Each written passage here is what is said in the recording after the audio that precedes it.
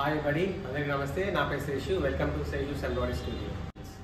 So రెగ్యులర్గా మన అందరూ ఎంబ్రాయిడరీ మిషన్స్ వాడేటప్పుడు అందరికీ ఫ్రీక్వెంట్గా రెగ్యులర్గా ఫేసెస్ ప్రాబ్లమ్ ఏంటి టెన్షన్ ఇష్యూస్. టెన్షన్ అంత పెట్టుకోవాలి అనేది చాలామంది ఏంటంటే టెన్షన్స్ అనేవి రెండు రకాల టెన్షన్స్ ఉంటాయి. ఒకటి బాబిన్ థ్రెడ్ టెన్షన్, ఒకటి upper thread. Upper thread tension అంటే ఇదనమాట, మన కలర్ థ్రెడ్ ఏదైతే ఫీల్ చేస్తామో దీన్ని ఇవి అడ్జస్ట్ చేస్తాం కదండి, దీన్ని మనం అప్పర్ థ్రెడ్ టెన్షన్ అంటాము. దీని తర్వాత సెకండ్ థ్రెడ్ టెన్షన్ వచ్చేసి బాబిన్ థ్రెడ్ టెన్షన్. ఇది బాబిన్ కేసు. దీంట్లో ఇది లాగటం కొంచెం వెయిట్ పడుతుంది దీని మీద, సో దాన్ని మనం బాబిన్ టెన్షన్ అంటాం. సో రెండింటికి డిఫరెన్స్ తెలుసుకోండి. ఇది బాటమ్ థ్రెడ్ టెన్షన్ అంటాము, లేదంటే బాబిన్ టెన్షన్ అంటాము, లేదంటే అప్పర్ థ్రెడ్ టెన్షన్ అంటాము పైదాన్ని.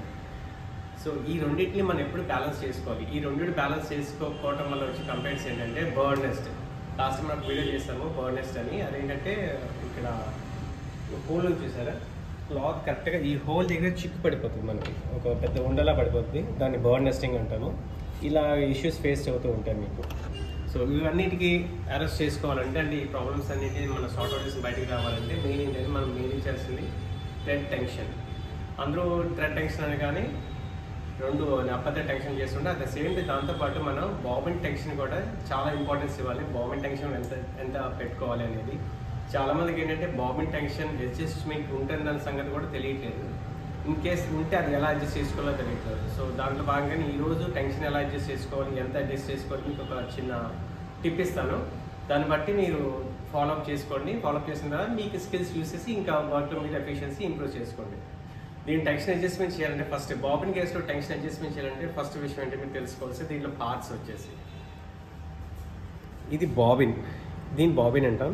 ఇది వచ్చేసి బాబిన్ కేసు.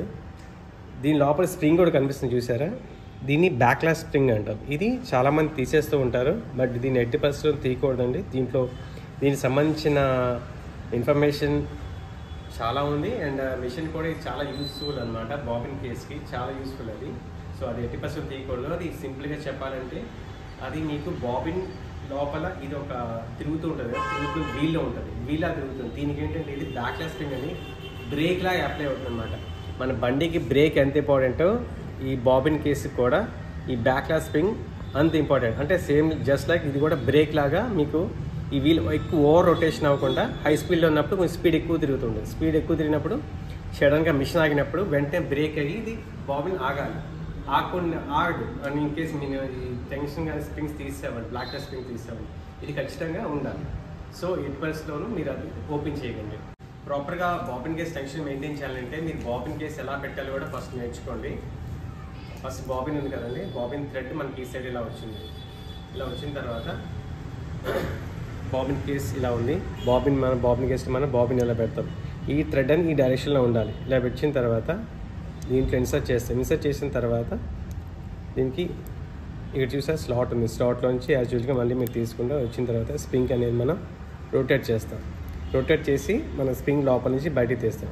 ఇప్పుడు మీరు దీన్ని టెన్షన్ అడ్జస్ట్మెంట్ కొంచెం లైట్గా మన వెయిట్ పడుతుంది, దీన్నే మనం అడ్జస్ట్ చేసుకో. మెయిన్ ఇంపార్టెంట్ అంటే బాబిన్ టెన్షన్ ఇదే అనమాట. ఇక్కడ అడ్జస్ట్మెంట్ ఎలాగంటే దీంట్లో 2 స్క్రూస్ ఉంటాయి. ఒకటి చిన్న స్క్రూ ఉంటుంది, ఒక పెద్ద స్క్రూ ఉంటుంది. చిన్న స్క్రూ వచ్చి పర్మనెంట్ ఫిక్స్ ఉంటుంది, దాన్ని మనం అడ్జస్ట్మెంట్ మనం ఏం చేయవలసిన లేదు. పెద్ద టెన్షన్ స్క్రూ ఏదైతే ఉందో దీన్ని మనం అడ్జస్ట్ చేసుకోండి. ఇదే టెన్షన్ స్క్రూ ఉంటుంది, బాబిన్ టెన్షన్ స్క్రూ. దీన్ని అడ్జస్ట్ చేసుకోవాలి. ఎంత అడ్జస్ట్ చేసుకోవాలి అనేది నేను మీకు ఒక చిన్న డెమో ఇచ్చి చూపిస్తాను. ఇది చూసారా, ఇది రెగ్యులర్గా మన దగ్గర ఉండే ట్రిమ్మర్ బయట మార్కెట్లో మనం కొంటూ ఉంటాం, ట్రిమ్మర్స్ వాడుతూ ఉంటాం. దీంట్లో ఇది చిన్న సైజ్ అనమాట. మధ్య 1-2 సార్లు చెప్తున్నాను. ప్రెజెంట్ నేను చూసే డెమో టెన్షన్ ఎంత పెట్టుకోవాలి అనేది, దాంట్లో ప్రాపర్ వెయిట్ అనేది మీకు యాడ్ చేసి టెన్షన్ ఎంత పెట్టుకోవాలని మీకు చెప్తున్నాను. ఇది నేను దానికి వెయిట్ ఎంత కావాలి అని చెప్పడానికి మీకు అందరి దగ్గర ఒకటే రకం ఆపరేటర్స్ ఉండాలి కాబట్టి నేను మన మార్కెట్లో దొరికే ట్రిమ్మర్, అందులో చిన్న సైజు ఉందో 2 ఉంటాయి. ఒకటి పెద్ద సైజు ఉంటుంది, చిన్న సైజు ఉంటుంది. మీరంతా చిన్న సైజ్ ట్రిమ్మర్ మన దగ్గర అందరి దగ్గర ఉంటాయి. సో దీన్ని ఏం చేస్తారంటే దీన్ని బాబిన్ కేస్కి మనం చిన్న మూడేసేసుకుంటాం. ఇలాగా పెట్టేసి